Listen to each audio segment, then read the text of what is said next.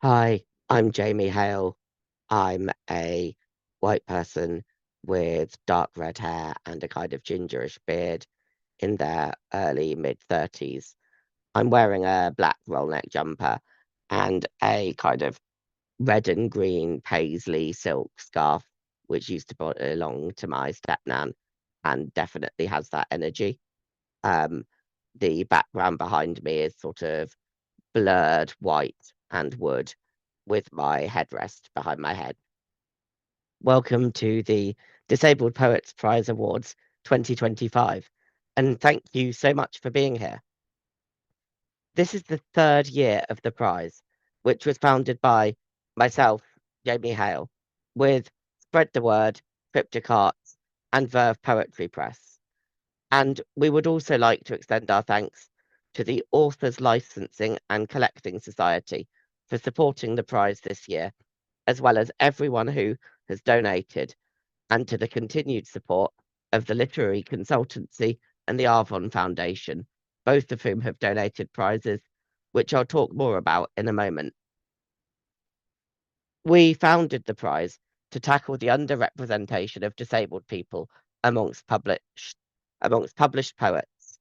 We're aware that disabled people are excluded from many mainstream opportunities and that due to widespread disableism, our work doesn't receive the profile or support it needs to move forward to the next level. What we wanted was a prize that really highlights and celebrates work by disabled people, a badge of quality, a marker of success, something that really demonstrates how powerful and vital the work we're writing is. And the work we've loved travelled across the UK, across forms and styles, topics and regions, finding and celebrating work that is as broad as it is precise, that illuminates, elevates, plays, reaches, and questions itself. As testament to the impact of the prize, it was fantastic to see the publication of Nowhere Near as Safe as a Snake in Bed by Susie Wilson, winner of last year's Best Unpublished Pamphlet category, last November by Verve Poetry Press.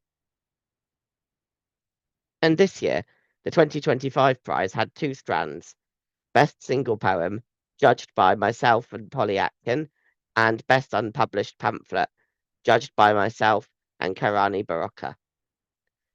We received almost 250 entries to this year's prize, which was hugely exciting for everyone.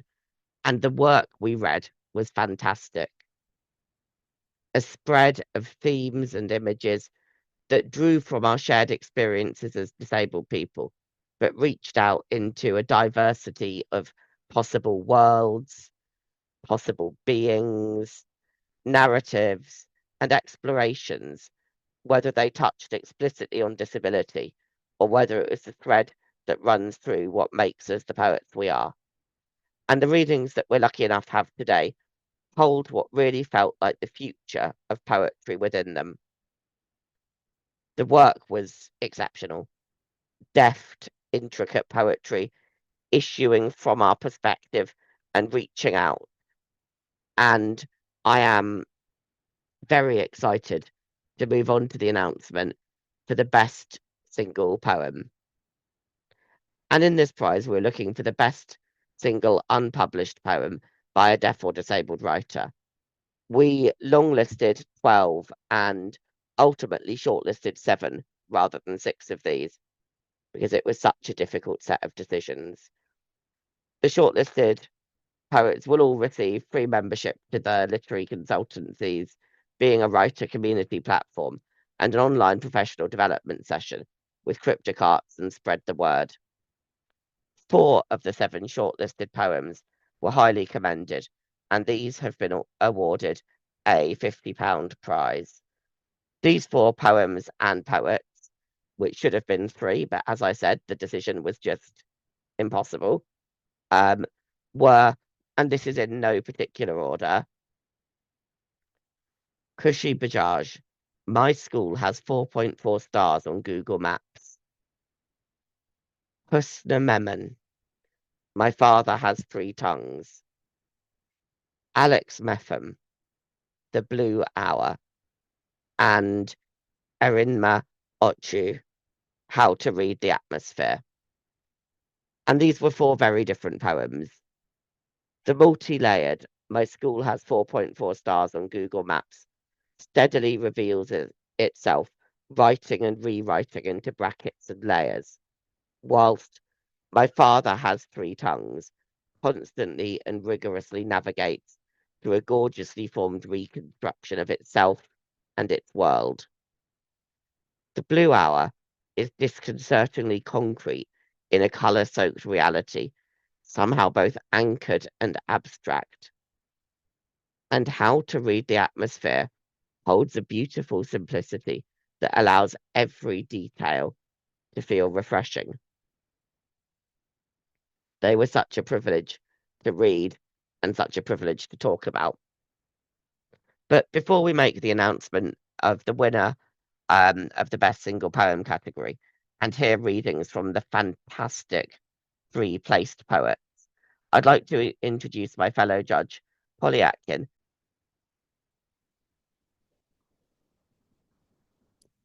Hi, I'm Polly Atkin. I am a white woman in my 40s with short, curly brown and bluish hair, and I am wearing a mock neck blue jumper and sitting in front of the corner of my living room, which has an upright piano and a silkscreen painting of woods in winter in it. It was a great honor and pleasure to be asked to judge the Disabled Poets Prize and to work with you and spread the word and all of the partners. It was an extraordinary joy. It's such an important prize for the development and recognition of disabled poets and to showcase the breadth and range of brilliant work being made by disabled poets. It was, of course, exactly that breadth and range of work submitted, the extraordinary variety in styles, tones, and subject that made judging so hard. There were formally innovative and wickedly playful poems, poems that subverted and reflected experiences of life as a disabled person and everyday ableism, moving and emotive poems concerned with the multitude of personal and global emergencies of our daily lives, and quiet and powerful, gentle lyrics that all had to be weighed against each other. So I hope everyone can see some of that amazing range in the shortlisted, commended, and winning poems. I'm going to say a little now about each of the winners and what we've loved about these poems, starting with the third prize winner. Olivia Tuck's breathless, intricate prose poem, According to the Many Who Loved Her, is distinctive, a moving elegy for a lost loved one captured in a litany of the things she loved. It feels to me like a poem only a disabled person could have written about another disabled person, one that really celebrates autistic joy and special interests in celebrating a life and mourning its loss. And it really struck us in both its form and its content. Our second prize winner, after her recruitment by Imogen McHugh, is witty and cutting in its satire and inventive and perceptive in the development of its concept, evolving some magnificent standout lines and phrases that I just could not get out of my head. Ollie Isaacs, To Whom It May Concern, uses its open form to bring an ambiguity and uncertainty into its heartfelt, striking lyric, counterbalancing the casual conversational tone of a contemporary epistolary form with superb philosophical diversions. A beautiful poem that we kept coming back to and a very worthy first prize winner. Over to the poets. Hello, everyone. Thank you so much for those beautiful, beautiful words. Without further ado, I will read my third place poem. There is a brief note with this. Statistically, autistic women are 13 times more likely to die by suicide than neurotypical women, according to the many who loved her. She loved books, loved greeting cards, loved toffee, loved airports, loved kangaroos, tiny commas in the pouch. When debating on use of cliché in poetry, she'd say, "Leave the moon out of this." She was a natural editor. She had such an eye for it, such a wide, unclouded eye for it. The only thread that could cobble her together was language. She once found a seal vertebra on the beach. She accumulated facts about jacarandas. She opened her arms for all seasons because for everything there is a season. She was not religious, although she was repentant. She was honest, although partial to embroidery. She could be wicked. She referred to her laugh as a fishing vessel's cold engine, resurrecting. She'd talk with her mouth full. She'd sometimes spit. She was not slender. She'd belch. She'd pick the grime from under her nails. When she was a baby, she'd slip behind her granny's curtains to shit. Throughout her uni days, she necked those Dayglow Weatherspoons pictures. She pissed on numerous clear blue sticks. She carried everything you could possibly need in her bag. Painkillers, mints, tissues, perfume, tampons, Johnny's, nail varnish remover, dry shampoo, pens, a bottle opener, a doll-sized first aid kit. One time she stayed awake with me, held ice to my bruised face, told me I'd be fine. She was the one you wanted with you when you went into labour. She was the one you called in the unthreaded hours. You'd know when she loved you because she'd cry for everything you'd suffered. When she was small, she told a man she met in Sainsbury's she could feel a pea under her mattress. She'd break at the thought of breaking the most banal school rule. She was so different in the holidays. Inside the ivory membrane of her christening gown, she trembled.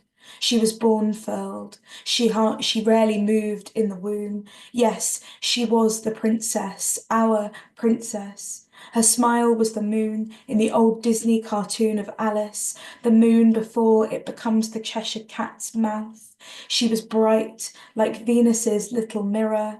We lost her at the beginning of the 12th week of her first job. A customer had demanded she write her name down so as to complain. There had been a change in the weather. She'd forgotten her prescribed medication. She referred to her periods as visits from the axe woman. We knew before they told us. We knew before the ringing, the phone, the door, the siren. Oh, in the name of the sun, the stars, the horizonless sky, the russet, drought-blighted land. Please tell us there was quiet light for her to travel into. Please tell us there was mauve blossom. Thank you so much. Thank you so much for that. That was a gorgeous reading of an incredible poem. And the next reading will be from the second place poet, Imogen McHugh. So I'll hand over to Imogen. Hi, everyone. Thank you so much to the judges, and also congratulations to all the other fantastic poets. I'm going to read After Her Recruitment. I hope you'll enjoy. After Her Recruitment. The god of the dead works from home, and lately she's getting tired by 8 p.m. It's not so much the paperwork as it is the paper, skin thin and so hard to file away. Sometimes the paper has the dew of the final sweat. She can feel herself shudder in damp sympathy. The god of the dead doesn't know much about death. Death only stops by to complain about the hours. She is the abacus, and death is moving the beads across, not one at a time, but in handfuls. She doesn't ask him to take care. He takes so much already. The god of the dead makes calls, but only briefly, to hear the breath of the living. Time passes quickly on the line, but she feels guilty if she enjoys it, guilty at the weekend, She feels guilty about overtime.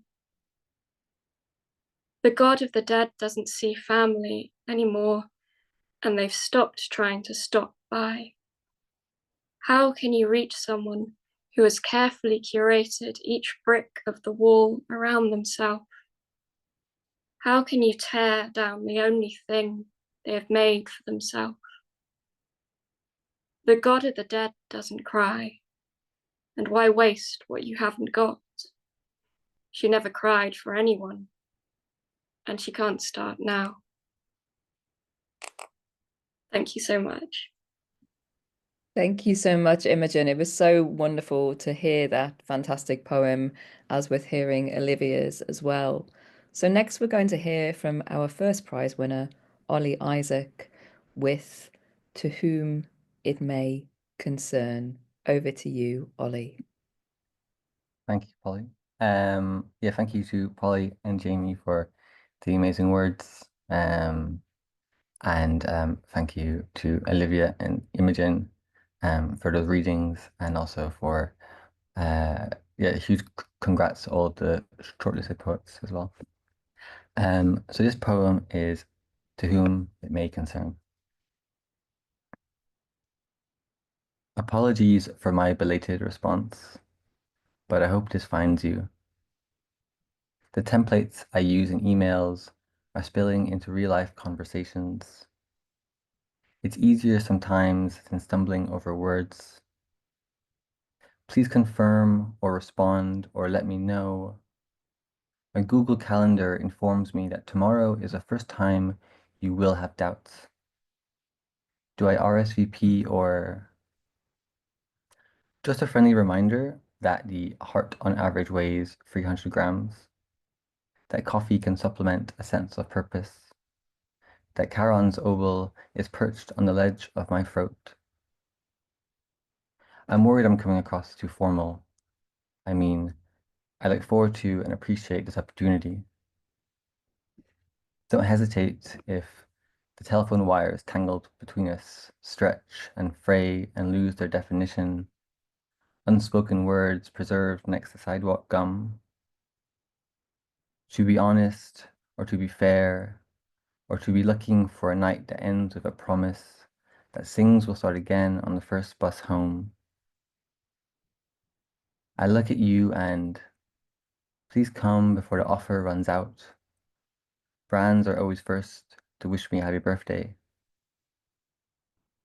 I regret to inform you that your soft eyes drag me away from knowing that the blood sloshing around inside me is only held in by clenched lips and closed fists. I would like to wake up next to you, but no worries if not. I mean, I would love to see spring with you. I mean, I would love to hear back.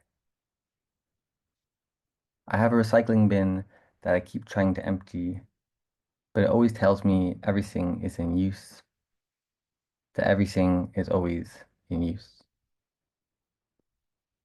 Thank you. Thank you so much, Ollie. It was so wonderful to hear that. And congratulations on winning first prize. Congratulations to everybody. I've got a couple of questions to ask you, Ollie, if you are okay to answer those. So the first one is possibly the most awkward and difficult question that we're ever asked as poets. What inspired you to write this poem? Where did it come from? I think it was like the first the I yeah, it's difficult to ask, but I feel like that those first few lines were always there. The rest of the poem like switched around when I was writing it, but like the stuff around like the templates that I use online are spilling into real life conversations, and it was around like just I wanted to write a poem that like melded in like the templates that we use in emails and online, and talking about like sort of like the difficulty of like communicating and like conveying what we mean, and like the alienation of like being like here as well, and like the like humanity that often gets left on the sidelines as well. But also not take itself too dramatically seriously. Like there are like some more like silly lines in there. But yeah, yeah. That mix of the, as I said, the incredibly kind of philosophically, existentially questioning and the humor in that, I think worked so beautifully and so wonderfully subverts some of those attempts to communicate and what is lost in them as well. So my other question is, what are your future poetry plans, if you have any? What's next? I I've I've been in this is my first year without like being in like a poetry development scheme, so I'm out in the wild at the moment. But it's been I am sort of trying to, as most freelance creatives, trying to juggle a lot of the different genres. So currently I'm actually working on a spread the word commission for the deaf and disabled writers commission on the doing an essay, so which is quite a different kind of form to poetry, much more direct. As far as poetry goes, I'm just continuing to write and hopefully working sometime in the future towards pamphlet or something along those lines. But yes, and I'll be at the Deptford Lit Festival where all this is unveiled and announced and stuff. So I'll be there as part of that Writers Commission and also as part of this too. So yeah. Fantastic. Well done again. Many congratulations. So congratulations, Ollie, our first prize winner, Imogen, our second prize winner, and Olivia, our third prize winner. All absolutely fantastic poems. I'm sure you will agree. And back over to Jamie now. Fantastic poems and absolutely fantastic readings. And the best unpublished pamphlet category, which was judged by myself and Khairani Barokka, is designed to support a deaf or disabled writer in publishing their pamphlet, with Verve Poetry Press sponsoring this award with publication of the winning pamphlet. We longlisted 12 poets and shortlisted 6 of these, all of whom will receive free membership to the Literary Consultancy's Being a Writer community platform and an online professional development session with CRIPtic Arts and Spread the Word. 3 of the 6 shortlisted pamphlets were highly commended, and these have been awarded a £50 prize. They were, again, in no particular order, Hazel McMichael, Forgetting, Sarah O'Connor, A Cloudburst of Women, Erica Phoenix, Welcome to Post Carolina. And again, these 3 pamphlets were very different. Forgetting is a meandering atmospheric experience, a series of mythological and real journeys. A Cloudburst of Women is stylistically varied and bold, an embodied and motive collection of multisensory images.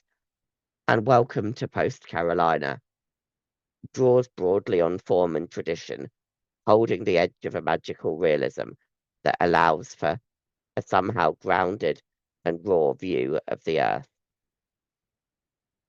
And before we hear readings from the 3 placed poets, I would like to introduce my fellow judge, Khairani Barokka, to share her thoughts on this year's submissions, and Khairani will also announce the placing of the poets. So over to you, and thank you so much. It was a joy to work together. Likewise. Hi, everyone. My name is Khairani Barokka, or Oka. I'm an Indonesian woman with a blue shirt on and a black and white cardigan and a black and white background with text on it. It was an incredible honor and a joy to be a judge for the Best Unpublished Pamphlet section of the Disabled Poets Prize 2025. There's a lot of love in my heart for this prize, for co-judge and prize creator Jamie Hale, CRIPtic Arts, Spread the Word, and to everyone who submitted to this prize. We all aim to create disabled, deaf, and chronically ill artistic community. And I want to emphasize also the hope that in the coalescing of so many bright strands of verse into the spark of a book, the enormous amount of work we must acknowledge goes into creating a holistic pamphlet of poetry. Each of you who has submitted has hopefully created a sturdy tree of self-belief, the ever-branching leaves of a creative voice, and an understanding that there is always a healthy population of deaf and/or disabled poets branching out to reach each other, planting roots in the ground to stay and write and write. It was a real delight to read all of the entries, and we were greatly impressed by the strength of these pamphlets, each creating a forest of words unlike any other. You can be sure that it was incredibly difficult to rank them, as it is always difficult to put art into any kind of semblance of hierarchy. So please know that each of you who submitted are deeply appreciated and read with our understanding. By writing your pamphlet into being, you changed our inner selves, each in your own way. We who are part of CRIP community in verse know that an innate understanding of our strength, individually and in community, is fundamentally important in an ever hostile social environment for deaf and disabled people. One that demands we believe in each other and in ourselves. One that demands we support each other as we aim to create a less ableist publishing industry. One that is truly missing out if it does not uphold and cherish our artistry. Barriers are coming down in our own time, in CRIP time. I am ever so grateful that the voices of the three poets chosen as third, second, and first prize have given their light and glow to these very distinctive pamphlets, ones that demanded attention and careful consideration and awe with regards to their originality and unapologetic talent. All of these pamphlets, we all hope, will not be unpublished for long. Publishers, poetry community, take note of these poets. Jessica Boatwright's Burst, in third place, is a collection that intertwines a feminine voice with non-human beings effortlessly and asks us to ponder how, quote, she lay refracting rain into the knots of trees, how, quote, the dew christened her bones each morning and she grew into woody light and vine, into a flourish of brilliant flowers. Notions of recovery and sickness are quietly pulsing with a menagerie mirroring and ever part of the natural world. It is an ecosystem of feeling, of deep feeling, and we are all invited in. In second place, Benjamin J. Larner's Freak Show is an unforgettable, courageous, outrageous, inventive spark of a book. It includes illustration, but the way the verse is laid out is illustrative in its own special way, the fractal way Benjamin plays with words to layer complex histories that spill out into present emotions, the macro in dialogue with the very intimate, with the unrepentant. He does not shy away from multilingualism, where Arabic and Greek are just as much at home as English here. To read it, you are in dialogue with the poet, perhaps as, quote, two cripples caught and a chance downpour of vulnerability. And finally, we award first place to Rue Collins for How to Train Your Dragon, a pamphlet that is technically impressive, that recognizes that disabled poets, we have our own lexicon shaped by speech-to-text tools such as Dragon often, that our interactions with others are always mediated, often humorously, as you'll find in Rue's verse, through these various also non-human parts of our lives. For me, there was an instant recognition when I read this pamphlet as, oh, this is such a strong example of someone from our CRIP culture, and an elation at the powerful wit inherent in each page. This is a poetry that invites everyone in and also feels deeply particular, as Rue says, quote, welcome to two with two O's, the dragon family dictate at the speed of fraught. So without further ado, please welcome Jessica Boatwright, reading from Burst, third place poem. We'll be reading the poem Abstinence. Over to you, Jessica. Thank you so much. It's fabulous to be here. This is Abstinence. Pleasure these days requires an exiting of the body. I bag up my bones and climb inside a honeybee skin, suck mustard flowers with my whole mouth, vibrate with dulcet humming. Youth arrives as a ghost, while I feast sweetness away from glass-eyed staring, plump the spaces between my stripes without sly whisperings. I catch happiness wisping from between my molars. It will be necessary to close the bone bag more tightly. Thank you. Thank you so much. And next we have Benjamin J. Lorner in second place, reading the poem Hineni from the Pamphlet Freak Show. Over to you, Benjamin. Thank you. Yeah, thank you so much for having me. It's a real privilege to be here. Hineni. I want to be kind, to know over the crippled throw of a pub bench you're okay. That nothing, beery by the glassful means nothing, as you diffuse in your own vapid way the seam of my chest unpicked to a frilly candy floss mess. Keep me safe. Know you are blessed. That there's no healing, only anaplerosis, the filling of an absence or void, the supplementation of a lack. That, unsurprisingly, life's green rape suffocates, and there is so much I would like to forget. Hospital beds, my nephew's death, faithlessness, so much humiliation. But the most putrid stuff is holy. After all, shame is ultra-processed, looks edible, digestible, delicious, but isn't.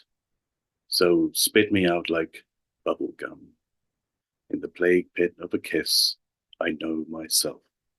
A stoma, my openness is artifice. The same fish out of water breathlessness gulls pick at on Ridley Road. Yes, it's hard to be kind, but I am happy to do my part. What's to forgive, really? Family is cancer, love rat nibbled marginalia, infarct, salmon roe in the heart. Pink exorbital behest, the sweetest sickness I have known. Its cry, Hineni, Hineni, like the man who died outside my window. Ignored, I'll pass this dead time, then be swept away. Pebbles chipped from Irani bread. I mean, what's to be done? It's so normal, happens every day. Don't look or do. Either way, here I am. Thank you. Wow, thank you so much, Benjamin. And finally, we welcome Rue Collins, who will be reading from the pamphlet How to Train Your Dragon, the poem she saw Nick Drake in the mirror today. Hello.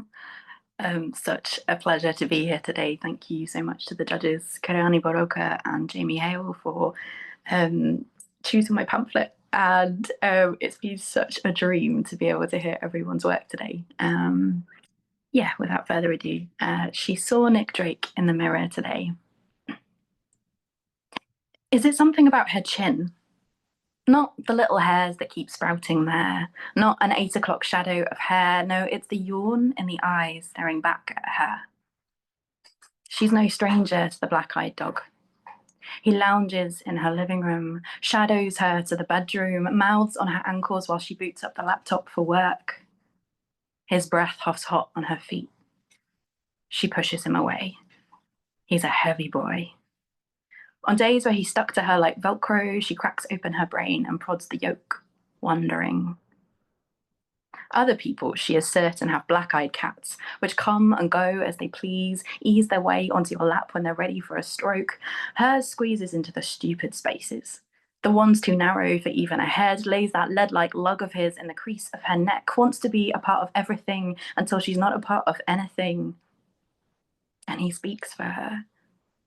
Sometimes it's his howl and not her voice that shrills an answer. He has her panting for breath, makes it hard to heft herself to the end of that day's race, let alone run. Thank God for her Saturday sons. The ones who sit on the sofa and boot the black-eyed dog to the floor when he's using her as a lap, when his prolonged moans make it difficult to breathe that day, when the dragon's wings beat a hurricane. They don't say anything. They lie, sunny side up. They breathe on her, in her, with her. They trace around the sun-bleached spots on the carpet. They rekindle the glow of the 1,000 moments her black-eyed dog only watched. They remind her she is not just a dog owner. Thank you. Thank you very much, Rue, and congratulations. Thank you so much. Yeah. I'd love to ask you a couple of questions if that's all right. Yeah. First, what was the writing process involved, and did you set up little puzzles of interaction with Dragon software, or how did this come about, these poems in relationship to each other? Oh, great question. So I've been using dictation for about 6 or 7 years. I live with a disability that's progressively been getting worse. And so maybe what life looked like a few years ago looks very different to now. So I started using dictation, and quite a lot of the early poems in the pamphlet, you could almost, they're very much from those early days of getting so frustrated with this amazing technology, this software that allows me to keep up with my peers, to, to navigate the world, to access things. But also it's so incredibly frustrating when when you're, I think we have a lot of agency, don't we, that gets lost, that makes you feel like, can I ever be heard again? Is my voice ever going to be recognizable as something? And so really, I'd say it's more of a puzzling out of life that's kind of happened over the past few years. So some of it is very evocative or echoes genuine conversations, as it were, with Dragon software. Things that have happened, especially as my mastery of it got better. But as you can kind of see through the pamphlet, it's not just about the software. It's absolutely about disability and what does it look like to wrestle your own dragon, to start living a life that isn't just small anymore, but actually give space and dignity to the fact that your body works in a different way, and that you deserve to take up space, even though your access to things needs to be supported, even though you maybe need to learn to advocate for yourself in a different way. I think it was especially profound because I lost my voice for 2 years, which, as someone who doesn't have working hands particularly, was massive. It led to me being profoundly isolated and not really leaving the house much. So I had an op last year, which has given me my voice back to a great extent, which is amazing. But those kind of, that resonance of losing your voice in that way, but then also actually losing your voice. So the pamphlet's taken quite a while to kind of bring together. So it has that freshness and rawness of like early disability, with also, I think, the maturity of many years down the line when life kind of looks a bit different because you've learned to manage things. Yeah. I'm so sorry. I felt like I got very distracted there. Yes. Necessary. Thank you so much for sharing all of this with us. And I think many people can relate. And I just want to emphasize that you say you lost your voice, but, and I'm trying to say this as uncheesily as possible. It is clear that you never lost your inner voice. Thanks.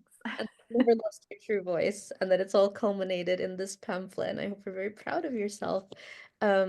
I think the next question is one that Polly asked as well earlier, but what are you thinking about next in terms of how you want to express your creativity in verse and where your poetry is going to take you, hopefully? Going gently.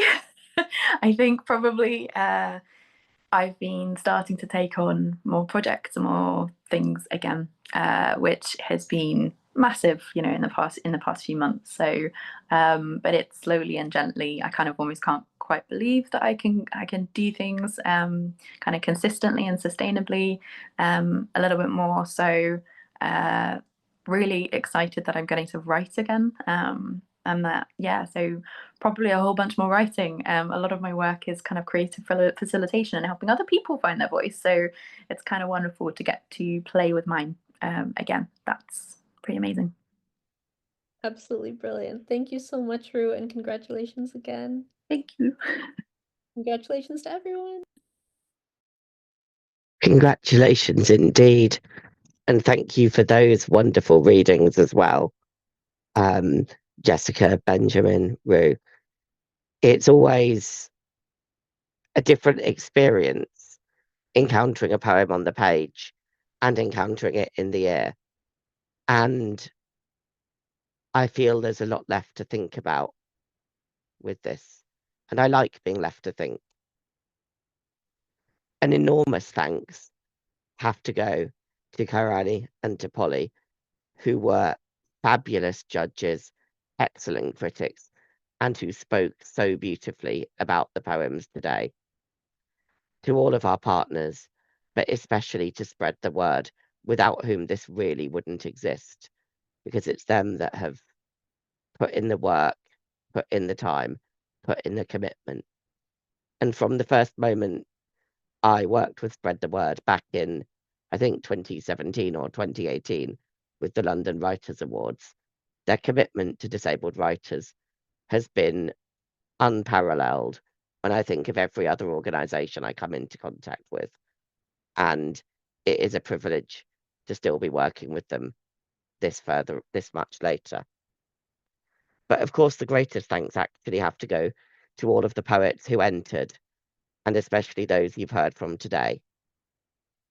It can be so exciting to be awarded something, and it can be so disappointing to not be, or to not be awarded the thing you most dreamed of. But the work and the time and the effort and the writing is still there. And it may be a short list of names we've talked about today, but there's a long list of poets I now have in my head that I'm excited to find out more from. So you can find out more about the work by the longlisted and shortlisted poets on the Spread the Word website and on the Disabled Poets Prize website.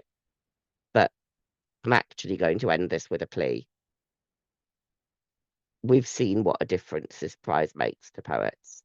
We've seen 2 incredible pamphlets be published, and I can't wait for a third. We've seen the confidence, the success, the warm glow that I get when I realise that I could see the Disabled Poets Prize in somebody's bio or online profile, and the knowledge that that means that it's really meant something to them and to their journey. And we want to keep it going, because there is nothing else like this that really celebrates disabled poets and celebrates their work. But it's expensive, and it's difficult to persuade funders to fund awards and prizes. Myself, CRIPtic, and Spread the Word excluded, it would still cost us £6,000 a year to deliver. And as it stands, we don't have funding in place for the next year. So if you do believe in the work we're doing and you have the spare money, and I say spare because there are many things more vital than poetry awards in life, to donate, please consider doing so. This prize is picking up engagement and momentum and significance, and we want to see it a success long in the future, a space that really nurtures and finds and encourages an incredible generation of disabled writers. So if you're able to, you can donate totalgiving.co.uk/appeal/Disabled Poets Prize. And thank you for your time, your attention, your support. Thank you to everyone who has created the community around this prize, who makes it possible, who has made it possible, and who has given me the opportunity to read and hear so much fantastic poetry. Quite frankly, what more could a poet want than that? Have a wonderful afternoon.